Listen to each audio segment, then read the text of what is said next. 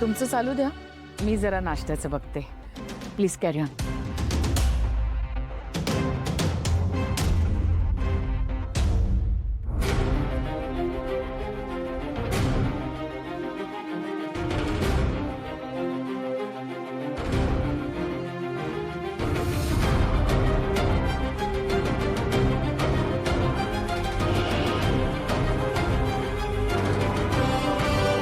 हो डॉक्टर, काय चाललंय? काय चाललंय? काय झालं मॅडम? काय झालं? काय इंजेक्शनचा काहीच कसा नाही परिणाम झाला? अहो पण झालं तरी काय?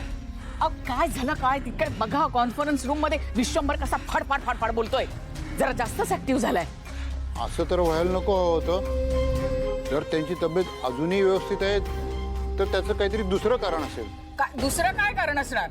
तुम्ही त्यांना कोणत्या तरी दुसऱ्या गोळ्या देता का?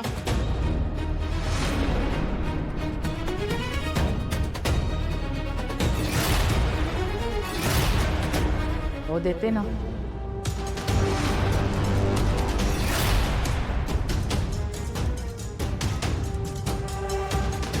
म्हणून ते इंजेक्शन काही काम करत नाहीये. म्हणजे तुमच्या गोळ्यांनी अँटीडोटचं काम केलंय, त्यामुळे त्यांच्यावर इंजेक्शनचा काही परिणाम होत नाहीये. तुम्ही एक काम करा, तुम्ही ज्या गोळ्या देता ना ती एक सोडून 2 द्या, मग बघा काय फरक पडतो ते. 2 गोळ्या. बरोबर. आता कायमचंच काम तमाम करणार आहे मी.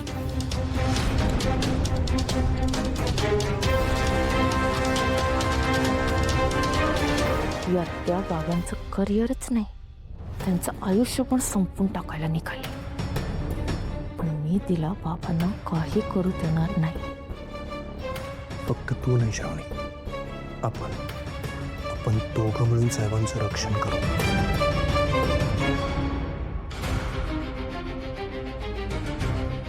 चला मॅडम, निघतो आम्ही आता. चला.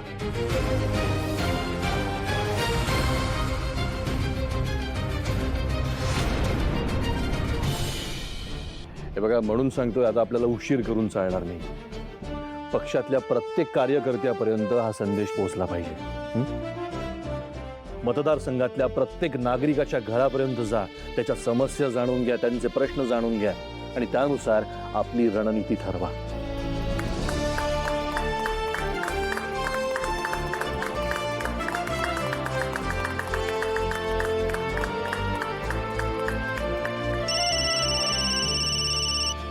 अरे नाहीये हिचा दोष. हिने तुझ्यापासून ती गोष्ट लपवली कारण तिला ती गोष्ट माहीतच नव्हती.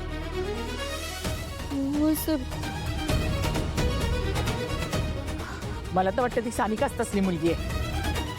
तिनेच इंद्राणीला जाळ्यात ओढलं असेल, कारण मुलीची संमती असल्याशिवाय सहसा अशा गोष्टी घडत नाहीत. मी काय म्हणते, ते सगळं जाऊ दे ना. स्वीटीला नोकरीची खूप गरज आहे रे. होय साहेब, खरीच. ठीक आहे नंदाक्का, तू म्हणतेस म्हणून हिला पुन्हा नोकरीवर रुजू व्हायची परवानगी देतोय मी. पण एक गोष्ट लक्षात ठेव, या विषयामुळे जर का मीडियामध्ये किंवा बाहेर माझी बदनामी झाली ना, तर त्याच क्षणी तुला नोकरीवर काढून टाकेल. समजलं? मान्य साहेब.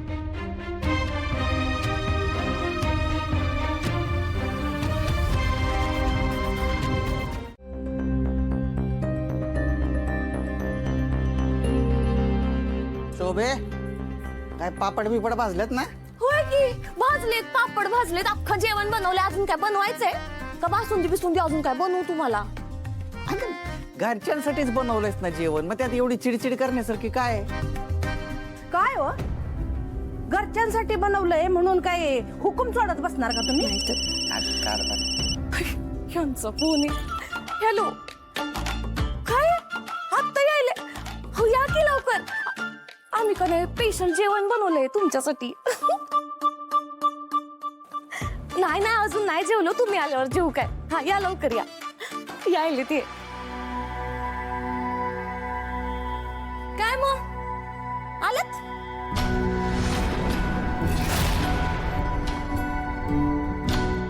कुठं गेलते हिंडायला?